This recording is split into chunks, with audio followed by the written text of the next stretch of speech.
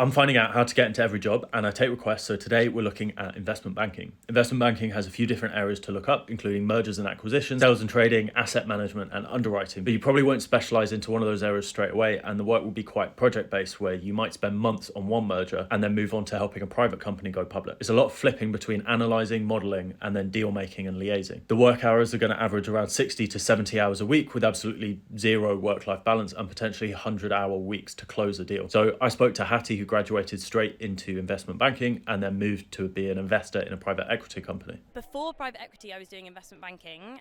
To get that job, I went to university. I got a bachelor's degree, actually a science degree, but I knew that I wanted to end up in investing. And so I joined my university investing society, business society, and finance society. I networked with a lot of people, and then I went to all of the events, met all of the firms, worked out the type of people that I wanted to work with, got advice for them to help me through the interview process, ended up in investment banking, and then got to transition from that to private equity. So she didn't mention there what position she started in, but all corporate banks tend to have a few grad scheme placements.